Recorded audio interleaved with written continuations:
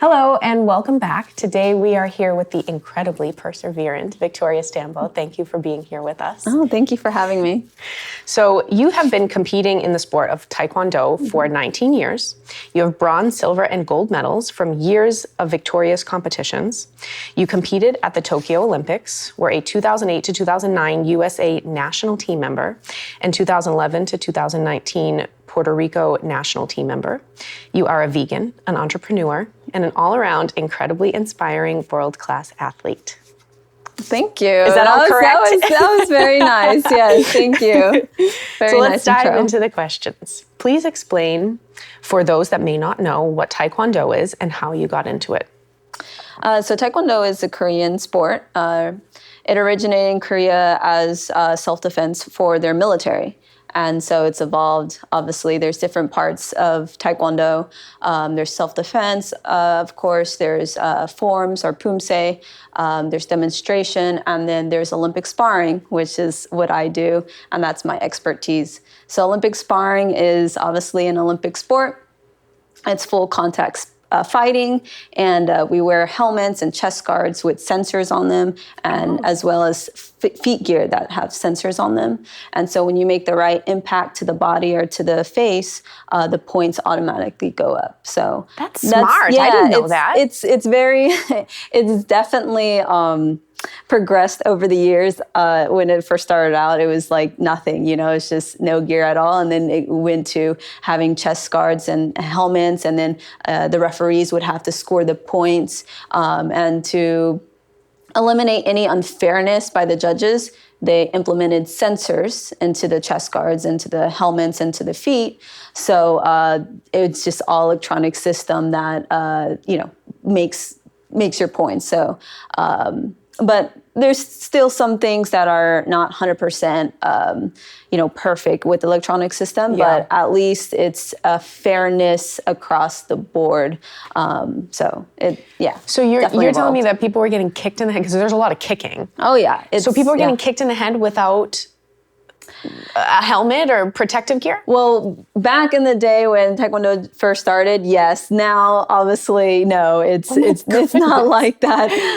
So now we have the helmets that has some cushion, obviously, and in that helmet there's the sensors, and so when we get hit with the right impact to the face, the points will go up.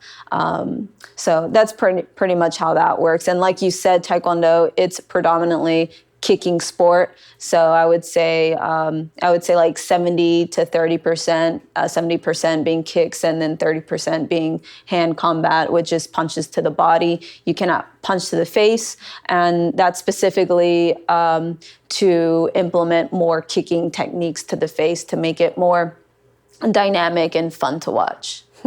Wow. Yeah. And then, so did you know, like, right away it was your life calling when you got into it? No, definitely not. I mean, I got into it when I was 7 going on 8, so 8 years old. And my dad, he was a professional boxer. So he was looking for a sport for me and my brothers to do that had self-defense in it to help us take care of ourselves. And, I did it. I did everything my parents, kind of just put me in. I did dance, I did soccer. I was good at more or less everything that I did. So I did Taekwondo because my cousins were doing it, and it was fun being with my cousins and my brothers. And it was like a family thing. It was a family sport. So that was what first got me into Taekwondo. So. And then did you realize, like, when you got in it, were you like, oh, there's something special about this? Like, I feel a calling and a connection to this. Or were you so young where you didn't feel that yet? You didn't really know how to differentiate? That's a good point. I would say the way I felt the calling in it was because it was different than your normal sport. So, when we go to school, all your friends are playing soccer, they're playing basketball, they're playing football, this and that, baseball. And then here I was the Taekwondo martial artist girl. And so it was very, outside, it's kind of like an outcast sport, but it's kind of like super tough. Yeah. But impressive. It's just like no one really knew about Taekwondo. They would call it karate, and it's like, it's not karate. Yep. It's different. So anyways, you just have to go with it and say, yeah, I do karate. But anyways, just knowing that it was not the most known sport and it was very different, it attracted me to that, because as a little kid, as a little girl, I always kind of wanted to be that. I never wanted to be the same as everyone else. So I think it was just like the perfect sport for me, like the perfect match. I love that as a little kid, you didn't want to be like everybody else, because that's kind of something adults develop as they get older. Yeah. But that's really special that you were like, no, I'm going to be an individual and I have what I've been given and I want to be different. Yeah. What made you feel like that confidence of like, I want to be different? I don't know. It's just something in me. I just still don't want to be like everyone else, right? Yes. So it's just in me. It's just, I think the way God wired me, maybe specifically, I don't know, but I definitely like to be that different girl doing different things. And, nice. I didn't grow up with wearing, I grew up in my phase of, tea parties and Barbies and this and that. But then I also had the phase where like, I was just like this tomboy, always playing with the boys and, doing all the boy sports and wanting to just be with the guys all the time. Yeah. And that being very different. And the girls like, looking at me like weird because, I like to do sports and I like to be rough and tough and this and that. So anyways, but, it's like I said, it's something I was okay with. I had to grow okay to that. Yeah. I really like that. Yeah. So you have endured 6 knee surgeries in your career. What caused so many and how did you persevere each time? My first one was when I was 16 years old. I was at junior team trials. Anyways, the first one was just the way I kicked and the way I landed. My ACL just pretty much snapped when I came down, and I didn't even know. And then I just kept going, and then I just kept giving out, and then I finally realized, okay, something's wrong with me. And then once everything cools down, I feel the pain, and then it goes from there. So every single time it's been different. The first one was ACL. The second one was an ACL and meniscus in the other leg. And then the third one the first one was never done right. So the third one was a redo of the first one that was never done right by a different doctor. So he's amazing. So he goes in and he fixed me up with my second knee surgery, my third knee surgery, and then on the same knee. The second one was in my left, and then the third one was in my right, in the same knee as the one in 2010. Okay. So I know it gets confusing because there's so many. I know, 6. Oh my goodness. Yeah. And then the one in 2018, I was pretty good from 2014 to 2018. I had my next meniscus tear. It was kind of like a re-tear of the meniscus surgery that I had back in 2012. So he goes in and he has to do a small meniscectomy for that knee. And so he actually takes out like 15% of my meniscus. 15? Yeah, 15% at that time. And so once that's over with, I get back into training and I'm feeling fine and I'm doing pretty good coming back and doing well at the tournaments. And then in 2019, at the Pan Am Games, I was fighting my first fight, and I feel a pop in my knee, and I go down, and right away I knew what it was, having had many experiences. Oh. So in my mind, I was like, just get back up, don't think about it, and finish the fight. So I finished the fight. I end up winning with so much pain, but I was like, I'm not losing to this, wow, to this girl. So the power of the mind and the will. No, absolutely, because I had every excuse to just be like, I'm in pain, I'm gonna stop. But I think my mind at that point was like, I'm not losing this fight. Wow. So that is definitely 100% something I believe in. But the next fight, obviously, my mind was not in it. So I just mentally, I was like, no, I'm done. I'm ready to get this over with. So going back home, my doctor checked me out, and he got actually more opinions because he wanted to be sure that what he was thinking was correct. And so it wasn't until he went under the scope to where he can fully see what's going on with my knee.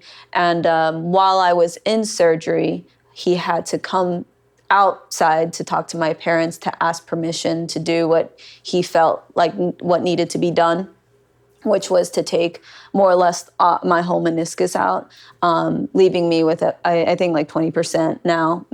There's not like a really like defined amount, but it's more or less, gone. So waking up to surgery, I had no clue that he was going to do that, because it was told to me that, okay, we're going to take maybe like 30% more out. So you'll have like maybe 60 to 70% of your meniscus in there. I was like, no, that's fine. Let's do it. Let's get it over with, and let's get back into training. And so knowing, waking up and hearing the news that my dad had to deliver to me, he's like, Victoria, this is what happened, blah, blah, blah, and this is what you're left with.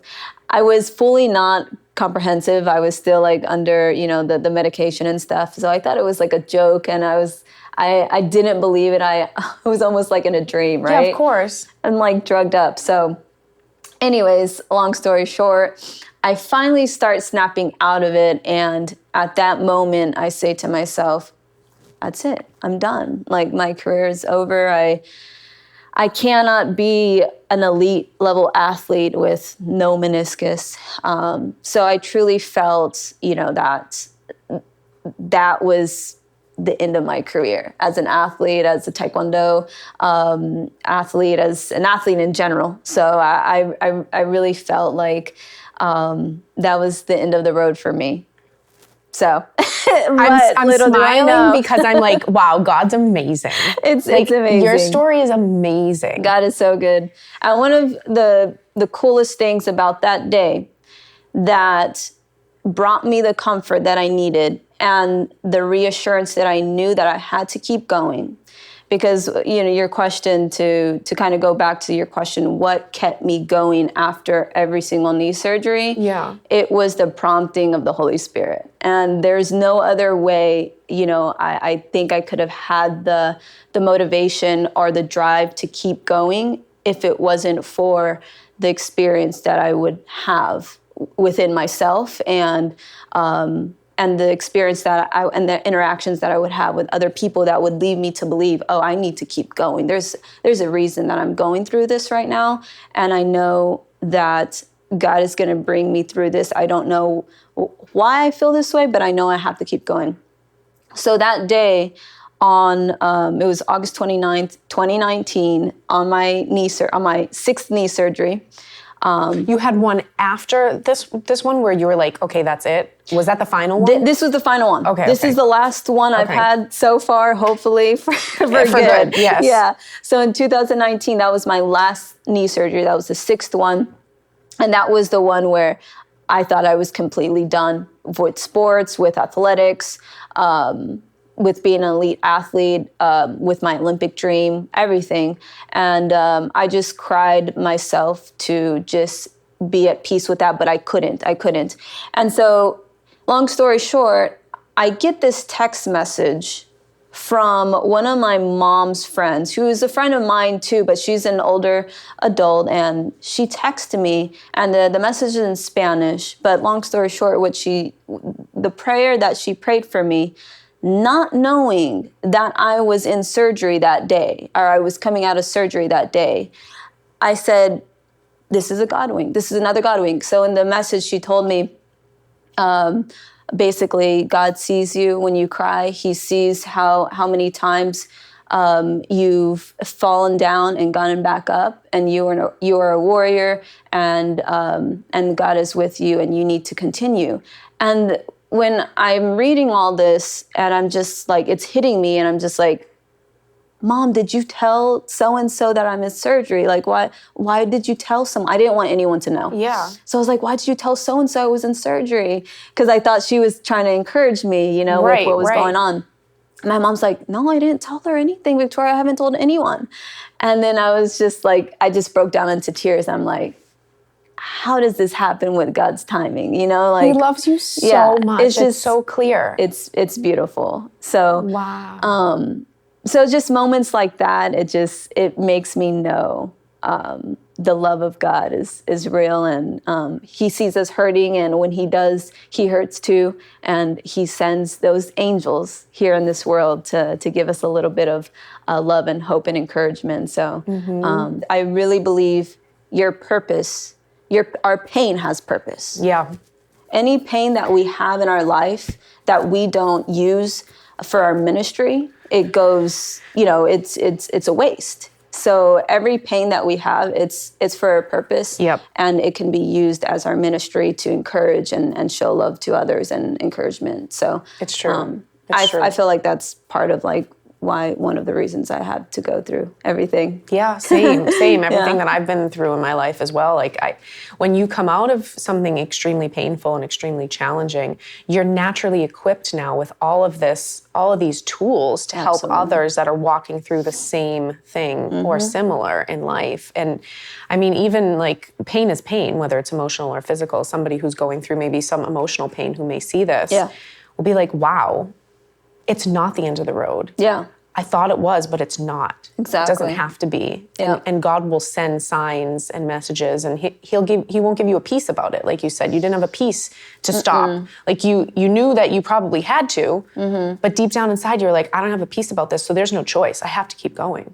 Yeah, no, I knew I had to keep going. And to go back on one of the reasons why I really, really felt like I had to keep going is in 2016, I made it to the point to qualify my country for the Rio Olympics. So it's a whole process trying to get yourself selected to represent your country to qualify for the Olympics. So that's a huge process. And so I got to that point where I got selected to be the one to try and qualify Puerto Rico for the Olympics. And this is back in 2016. And at that time, when I was on my way, on to that competition to qualify for Rio, I was doing a devotional, and every single day is like a new devotional, and you had to, you know how devotionals go. Every single day you have to stay on track, and you start a specific day,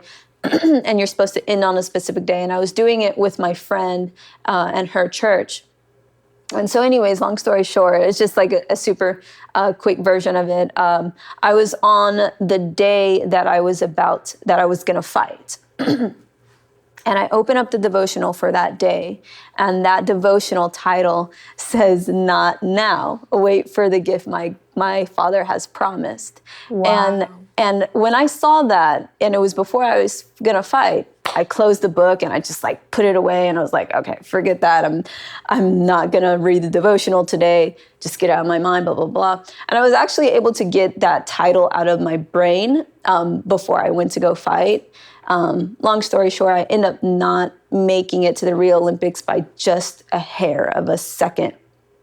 And it was very, painful for me that I didn't understand how things could have gone the way they did, because I truly felt like I won the fight. But anyways, I go back to that devotional and I read it.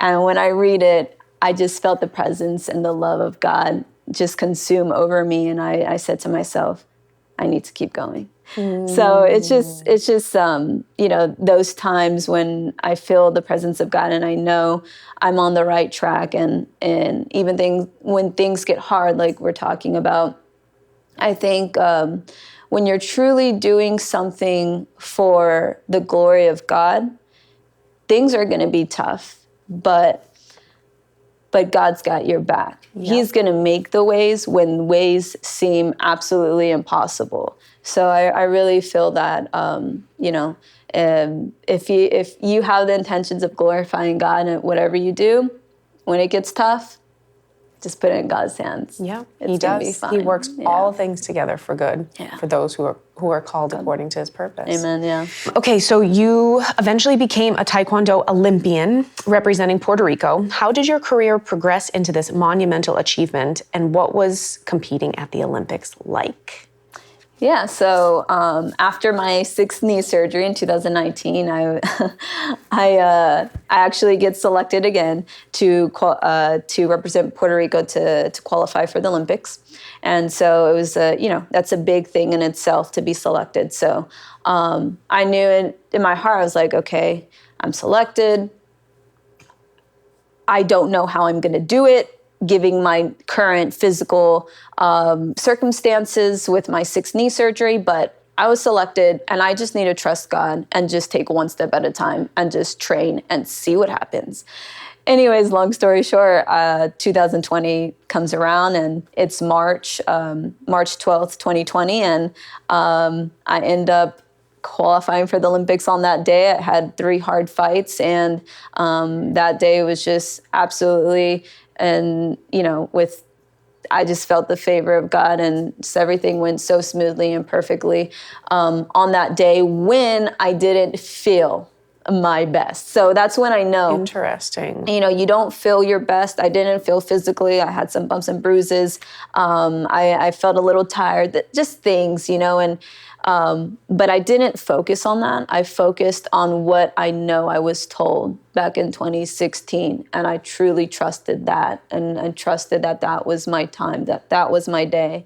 And if it was, God was going to deliver, and it was not going to be through, my strengths. It was going to be through the strength of God. So the qualifiers, and this doesn't typically happen, but the qualifiers for Rio was March 12th, 2016. And then the qualifiers for Tokyo was March 12th, 2020. So exactly 4 years. I don't know. I think dates are very interesting to me, numbers and all that. So I was just, when I found that out, I was like, that's weird, but that's so cool. And then so you qualified. I qualified 4 years later. Yes. And then so tell me what happened. So you qualified, and then the pandemic happened. And the very next day, everyone hears the announcement that World Taekwondo Federation is shutting down all tournaments. So I literally qualify the next day, boom, everything's shut down because of the pandemic. And in my mind, I'm just like, what? This is not real. Like, this is not actually happening.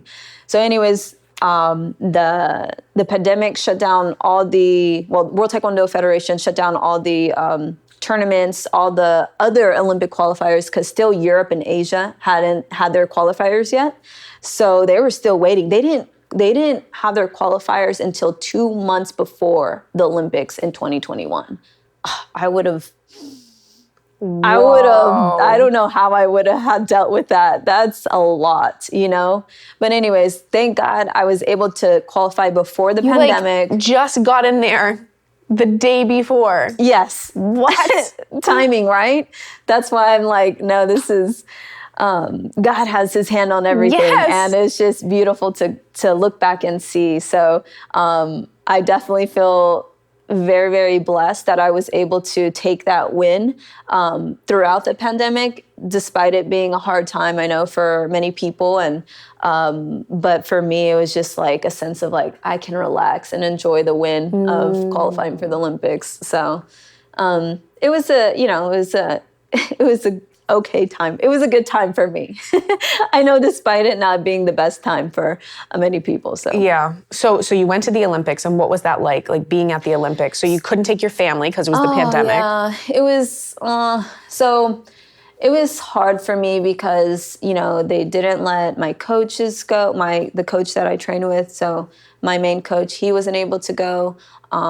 My family wasn't able to go. My husband wasn't able to go. My friends, there were so many friends that were getting ready to come to Tokyo, and I was getting so excited about it. And so no spectators, and I was a little bummed about that. And so I got over it, but it wasn't until I actually get to the Olympics where I start to feel that actually mattered, because I was really lonely. I was very, I felt like I was just by myself. Without the coach that I trained with, I didn't feel super comfortable. I didn't have training partners, so they didn't even let me, take training partners into Tokyo. So it was kind of unfortunate that I had to, experience that. I still don't know why. We look back and we don't have all the answers until I think time plays out. So I think I'm still in a season of just like waiting to see like why things, we ask God, like, why did this happen? Like, why did it have to happen? I don't know. We don't have the answers for that. But, I definitely felt that loneliness being at the Olympics. Despite the loneliness, I will say, it was very spectacular seeing the arena and all the cool just Tokyo cars and volunteers and, the cafeteria and everything was just top of the line. We're in Tokyo, so like everything was absolutely amazing as far as, the things that we got to see and experience. But fight day wasn't the best day for me. Again, like I wasn't feeling, I just didn't feel myself. So I can't say really why yet. I'm still trying to figure that out. But it just wasn't my day. And, I end up not having my best performance. And I think you might mention it, but I'll just go ahead and go for it. Yeah. So it was after I fight, and I was kind of bummed because of my performance and, that I lost. But I go to the bleachers and I'm sitting down and I'm just kind of soaking up the arena and soaking up the whole experience. And all of a sudden, Fast and Furious Tokyo Drift theme song comes on. Which is your favorite movie, right? Yes, it was why I wanted to go to Tokyo since I was 12 years old. And that was like my dream. I had to go to Tokyo. And you did. And I did. It was a dream accomplished and realized. And that is miraculous. But please keep going. Absolutely. And so that's what hit me. Like at that moment, I'm hearing the theme song go on. I'm like at the Olympic arena, just watching the fights and just soaking in the experience. And it just hits me like, oh my gosh, I did it. Like, this is what I wanted. This is the experience that I wanted and I have it. There's nothing to be ashamed about. Yeah. Yeah. And that song came on not planned. They didn't obviously know. It wasn't somebody who knew you who played it or told somebody to play it. It just came on at that very moment that you needed it to realize. Right after I fought and I was like just trying to like process everything. And it was just like the timing of it. And I was just like, wow, that's all I needed. This is like, I know that we're talking about the spiritual aspect of life a lot because we're both believers. Mm-hmm. But this is the walk with God. This is the walk with a loving creator that if you're at your highest highs or your lowest lows, he is with you constantly. And his love is what matters. Absolutely. You not winning the Olympics, you could have won it or not won it. And his love, you wouldn't have been loved any more or any less in that moment. Amen, yeah. And that is what matters. That's the championship of life, is to know and walk with our loving God. Isn't it beautiful? It's like, it's the best love story. And I think you said it perfectly, but God is with us.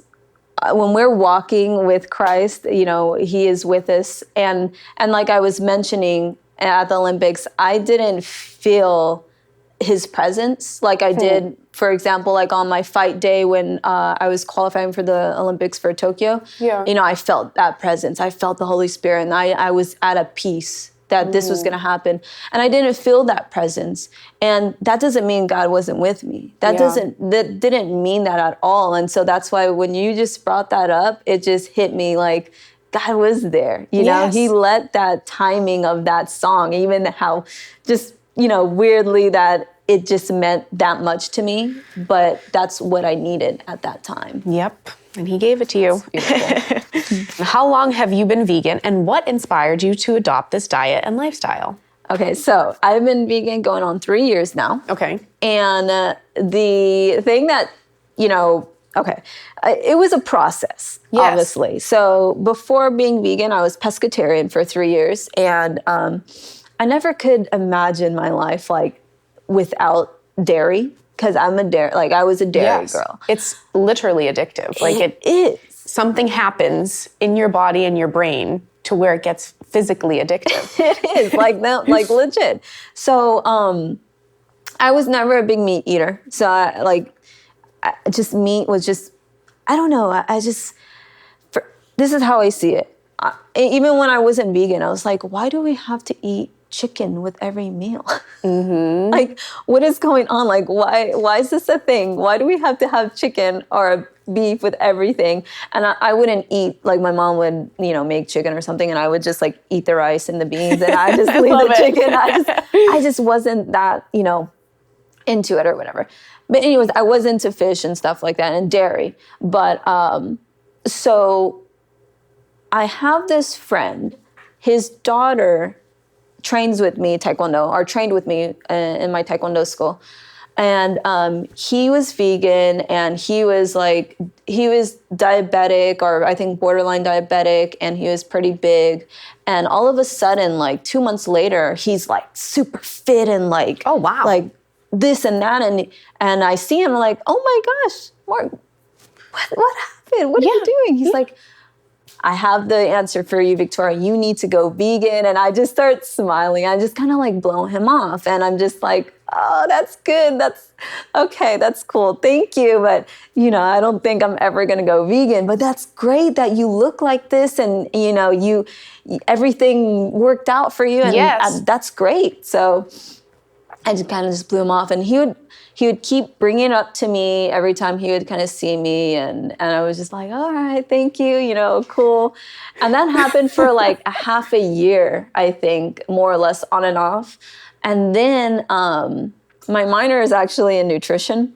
And so I had to do a research project on whatever I wanted. And so it interested me to know more about the vegan diet. And so it's just a research project on the vegan diet. And so I was researching a lot, looking at, reading a lot of medical journals and this and that. And so I was being informed more for myself on the benefits and, the results of a plant-based diet. And I was, kind of taken back, like, wow, that's very interesting. Now I see why this is a thing. And I come back from the Pan Am Games. I know I tear my meniscus. I know I'm in a spot where I need all the help I can get with recovery and with just anything I can do to get back into training and to being myself again. I needed that jump. I needed that help. And so 1 week before my surgery, the same guy, he comes into the Taekwondo school. And I hadn't seen him for like maybe 4 months or something. It had been a while. He comes into the school, and I'm like, "Hey, Mark, how's it going? You look great, man. You're getting more pump." He's like, "Victoria, I had the key for qualifying for the Olympics." I was like, he didn't give up on you. He didn't. And then I was like, "All right, what's that?" He's like, "Go plant-based." And I was just like, "Okay. I'm in." You finally did it. I promise. It was just like that. It was just these seeds, It was those seeds that was planted, and then the seeds of me being interested with the research, and then me just kind of being intrigued into that. And it was just like, I feel God just building and planting more seeds and just watching it grow. And I just needed that one more time of that guy coming to me and telling me, go plant-based, and that's the key. And I said, done. Wow. And so 1 week before my 6th knee surgery, I went fully plant-based, and I truly believe that helped my recovery as well, coming out of that knee surgery, because it was a hard knee surgery, and obviously with the plant-based diet, it helps reduce inflammation in the body, and that being one of the biggest reasons why I said, I need to do this. I need this. coming out of a surgery, you're super inflamed, your body, and you have all these toxins and everything. And so definitely is going to be a help to go plant-based. And so I've been plant-based ever since. I love it. Me too. My friend, Dr. Scott Stoll, who we had on the show in season 1, when we were interviewing physicians, he says, and he's also a believer, and he says, food is so powerful. That it affects every single area of your life. And I'm just thinking how what he said is so true, because you went through the surgery, and if you weren't plant-based, would you have fully recovered? Would you have fully, maybe God could have worked a miracle. God can do anything. Absolutely. But he used that. You have a choice to eat certain things. Absolutely. And then that affects your body in certain ways. And then when your body's affected in certain ways, that affects your lifestyle in certain ways. And then your lifestyle affects your job. And then your job affects finances. And finances psychological, affects everything. Everything. It is such a foundation of the potential that we can have in life. That's a very perfect way to put it. It's a foundation of the potential that we can unlock. That's good. Remember this, write it down. The potential, yes, that's what it is. So I think about this all the time. I say to myself, why, and okay, forgive me if I'm just gonna say it, but why are some pastors not healthy in their diet life, but they're healthy in their spiritual life? Because for me, I feel everything is connected.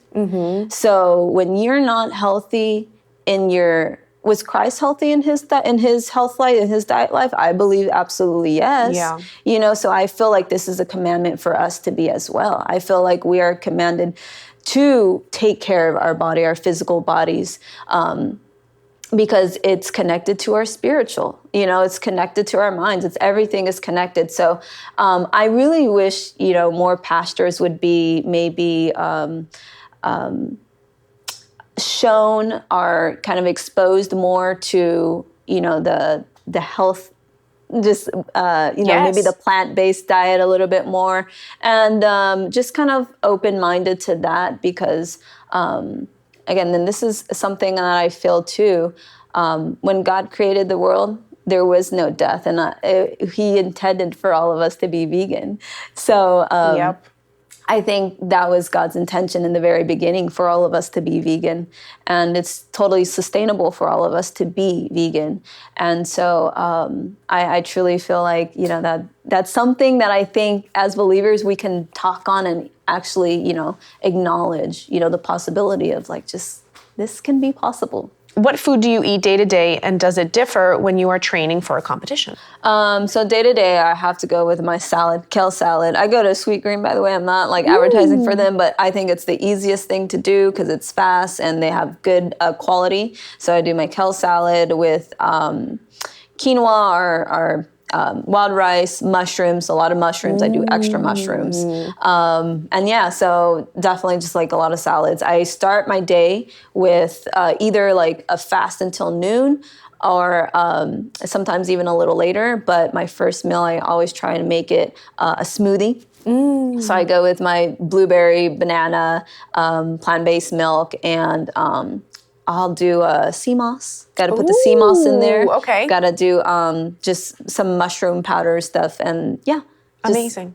There you go. And then do you eat a lot of fruit, or is it more vegetables, or kind of a balance of both? It's a balance of both, yeah. So I'll have a big fruit meal in the morning. So if the smoothie isn't enough, I'll probably have more fruit or banana or whatever, and then I'll go on my day later, fast a little bit, and then have a big salad. Nice. And then at night, I usually do a little treat. I treat myself. Yeah. So what do you do for your treats? Ice cream. Yeah, okay. I'm all about the plant-based ice cream. I love my ice cream. Nice. So yeah, I do treats. Oh, and then what do you eat while traveling and training? And what did you eat at the Olympics? Did it differ? That was difficult. Because in Tokyo, at the cafeteria, they did have vegan options, but not a whole lot.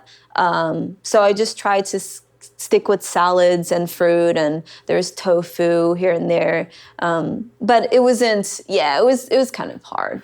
What physical benefits as an athlete did you notice after going vegan? You are also a Christian and have said you want to glorify God in everything you do. Did you find that after going vegan, your spiritual life intensified as well. Like we were mentioning before, I think, I think that goes hand in hand, spiritual and physical. And so I think my eyes were open to just the creatures around me. Like everything has a soul, everything has the energy. And so just being more compassionate. Like I just became more compassionate and to little bugs and little animals around me, just knowing that, everything is life. And just having that in mind, I think that definitely grew my compassion, and so I think that definitely can open people's minds. I think the plant-based diet has been seen as weird and not cultural, especially for the American diet. And so in America, it's all about your meat, it's about your starch and a little veggie on the side, right? And so I think since we were cultivated in this way and brought up in this way in society, like this is the norm, and anything outside of it is not normal. And so I think it's just being able to be open-minded and search and, and study and learn from other people and other diets like the plant-based diet, and know that if you say you can't be vegan, believe me, you can be vegan. Everyone says, oh, I can never be. I thought that myself. I thought like, I can never be vegan. Like, no, thank you. I need my dairy. But no, it is so easy and it is so fun, and you are going to feel the best. I feel so much better. I'm leaner naturally because I used to yo-yo on my weight because I had to cut weight and then I would go up and then I'd cut weight. Now I've maintained a healthy weight. And so now when I have to lose weight, it's much easier for me. I feel stronger in that because it's easier. I'm already at a fit, good, natural weight. So I think people really need to do their research and really be more open-minded and know that you can be vegan, and it is very available. People think, oh, it's going to be so expensive. Oh, it's, I'm not going to be able to get the proper this and that. It's very available, and it's not super expensive. Like, I think those are just, things that excuses that have been created that people really just need to just do it themselves and see. Yep, yeah. I like it. What physical therapy and recovery modalities do you use, especially when rehabbing from knee surgery?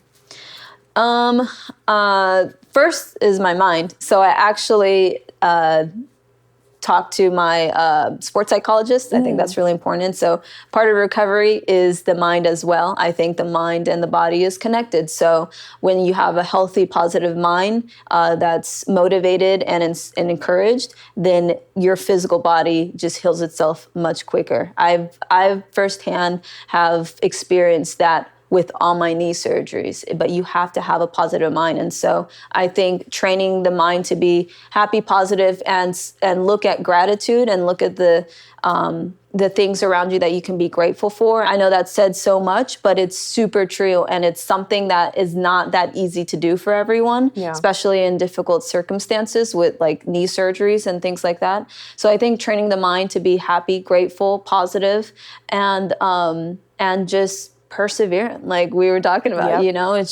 It's the ultimate way to recovery. And also what you put into your body, like the food that you put in, it all plays a role. It all, with the mental, physical. So you have to be healthy. It has to be a lifestyle. So that's why plant-based is my happy lifestyle. Like I feel happier. I feel more motivated, for more loving. It's more compassionate. So I think physical and spiritual, it's all combined.